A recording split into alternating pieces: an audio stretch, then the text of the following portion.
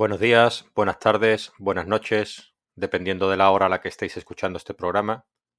Soy Leonardo Jiménez, creador del blog miexperienciacomoescritor.com y estoy grabando este séptimo episodio de la primera temporada de nuestro podcast un domingo, 19 de noviembre, a las 8:05 de la mañana, desde Valencia, España.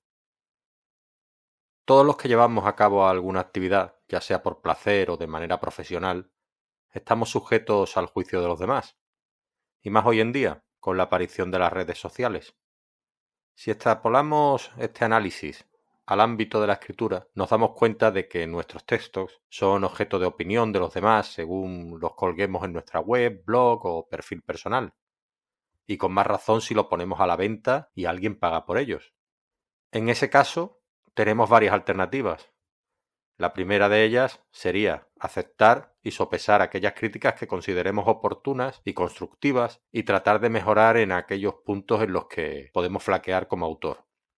También podemos optar por no hacer caso al juicio de los que nos rodean. Lo que no aconsejo realmente es que alguien se enfade o se enfrente a quienes critican su trabajo. Además de ser una pérdida de tiempo, no se gana nada con ello y lo más probable, o queda garantizado, que se puede perder más que ganar defendiendo nuestro trabajo. No merece la pena, pienso yo.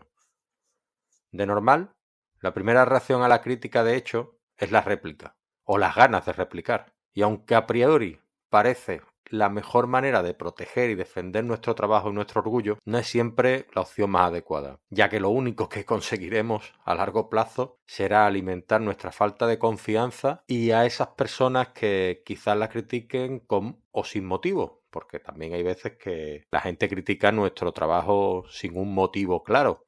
Es decir, pueden venir y decirte que tu trabajo no vale para nada, pero no darte ningún tipo de explicación. Eso no nos sirve. A nosotros nos sirven las críticas constructivas en las cuales veamos un pozo del que podamos aprovecharnos y del que podamos rascar algo para poder mejorar.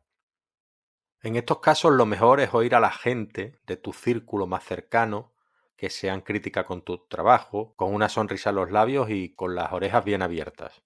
Porque lo más probable es que escuchar y sopesar esos comentarios sean la clave de nuestro crecimiento como autor, al igual que podemos hacerlo, por supuesto, con la gente que no nos rodea desde tan cerca. ¿Por qué? Piensa que si reaccionas a cada crítica con una negación o con una réplica en la cual dices: no, pero yo lo he hecho de esta manera, pero yo es que si te fijas, pero tal. Una cosa es tu orgullo como autor, la defensa de tu trabajo, que te guste hacer las cosas a tu manera, que tengas tu propio estilo.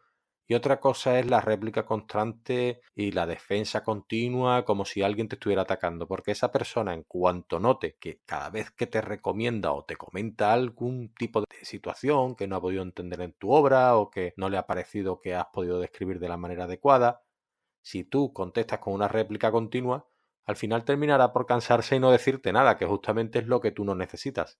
A menos que, claro, tú no le hayas pedido su crítica o no la quieras o no la necesites, porque al final eres demasiado bueno como para aceptarla. O no te interese porque tú tienes tu manera de hacer las cosas y no quieres cambiarlas porque te va muy bien o porque prefieres hacerlas para ti. Pero claro, si tú lo que haces es justamente ponerlo a la venta y demás, y lo que quieres es llegar a un público mayor, lo más probable es que quieras esa retroalimentación de este tipo de personas que están ahí para apoyarte y para decirte cómo se podrían hacer mejor o peor las cosas. Claro, siempre está el crédito de cada uno y el criterio de cada uno que quiera o no hacerlas de otra manera. Porque a veces las cosas no funcionan como las hacemos o queremos apostar por un estilo propio. Entonces es mejor seguir haciéndolas así.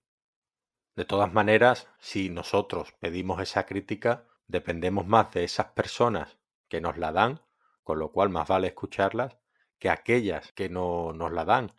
Entonces, habría que escucharlas de algún modo o de otro. Del mismo modo, te sugiero que aprendas tanto de las críticas positivas como de las negativas. Es decir, esto es como la técnica DAFO que ya explicaba yo en un artículo. Debilidades, amenazas, fortalezas y oportunidades. Aprovechar las oportunidades que se te presentan, sortear las amenazas, reforzar nuestras fortalezas y a la vez también tratar de que nuestras debilidades estén lo menor presente posible o las podamos apartar de nuestro camino.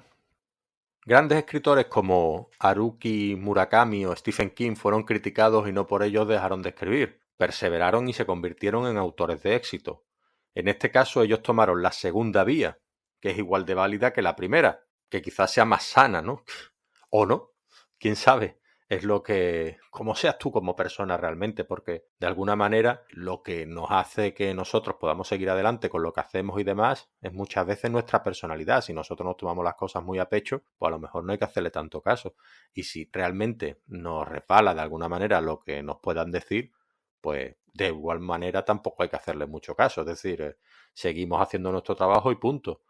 En este caso, Murakami y Stephen King lo que hacían es no hacerle caso a las opiniones de los demás. Seguían su camino, viniera de donde vinieran o vinieran de quien vinieran. ¿Por qué?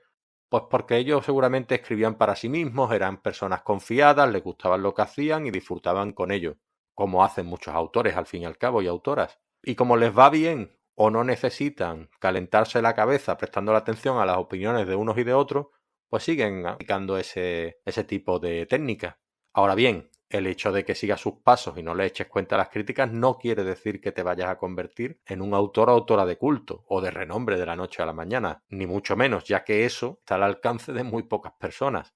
Pero sí que te asegurarás de que aquellos que disfrutan con tus textos lo sigan haciendo. Ten en cuenta que hacer demasiado caso a las críticas también podría provocar un cambio en tu estilo, lo que podría llevar a que esos lectores fieles que has conseguido que compren tus libros y que te lean, se aparten del camino porque justamente hayas cambiado la forma de escribir y no ganes tantos lectores o lectoras como creías que ganarías y al final te montes un lío que para qué. Y no sirva tampoco nada más que para marearte tú mismo y al final no estar haciendo las cosas como a ti te gustaría hacerlas desde un principio, que es como las hacías. Una cosa está clara, la crítica va a estar ahí siempre, sobre todo si le pones precio a tu trabajo. Por mucho que te tapes los ojos y los oídos, lo mejor que puedes hacer para que esté de tu parte es aceptarla y esmerarte en sacar lo mejor de ti para mejorar cada día. El hecho de que tu primer escrito no sea el mejor no quiere decir que ese del que te sientas más orgulloso no esté por llegar. He escuchado a escritores y seguro que tú también renegar de algunos de sus textos e incluso desear no haberlos escrito jamás, sobre todo de los primeros. Pero eso es algo que se deberá seguramente a que tras llevar varios años escribiendo o en el oficio, habrán notado un crecimiento y una mejora sustancial de su técnica y de su estilo, por lo tanto de su trabajo. Y si ellos han mejorado, seguro que tú también puedes hacerlo, porque los años son los que dan mejoría al oficio. Un carpintero, un maestro, un obrero, cualquier persona que se dedique a un trabajo en concreto, seguro que 40 años más tarde va a hacerlo mejor que 40 años antes. Un carpintero, como bien decía antes, no te va a hacer la misma silla 40 años después que cuando tenía 20 años. Con 60 debería hacértela mucho mejor. Debería haber aprendido de sus errores, debería mejorar su técnica, etc. Entonces, ¿qué nos dice esto? Pues que tenemos que tener paciencia con nosotros mismos y mucha perseverancia. En mi caso me he marcado una máxima, que es que me debo a mí mismo y a mis lectores, que no son muchos, pero al menos tengo que cuidarlos. Y mi objetivo no es otro que disfruten de mis escritos tanto como yo disfruto escribiéndolos. En definitiva, la decisión es tuya, pero lo que no deberías hacer es dejar de escribir si disfrutas de esa actividad por temor a lo que piensen los demás, sino porque a ti ya no te apetezca hacerlo. Tomarte demasiado a pecho esas críticas negativas, a lo único que te llevará es al bloqueo. Y a fin de cuentas, el poder de seguir haciendo aquello que te gusta y con lo que disfrutas no depende de los demás, sino de ti mismo. Y ya para despedirme por hoy, os dejo una frase de Jorge Amado que dice: cuando un libro es malo, una crítica mala lo termina destruyendo. Pero cuando es bueno, una crítica igualmente mala no lo afecta. Espero que las recomendaciones de hoy os sirvan en un futuro cercano, porque eso querrá decir que tenéis vuestro relato, vuestra novela, vuestro poema, vuestro texto acabado. Y ya por último, comentaros que podéis poneros en contacto conmigo a través de mi correo, lo tenéis en el blog, el cual encontraréis en la página de contacto, y recordaros que podéis encontrar mi página de autor y mis obras en Amazon. Ahora os dejo con la música de cierre, Painting Clouds, extraída de la plataforma 50 Sounds y de la que podréis encontrar más información en la descripción de este episodio.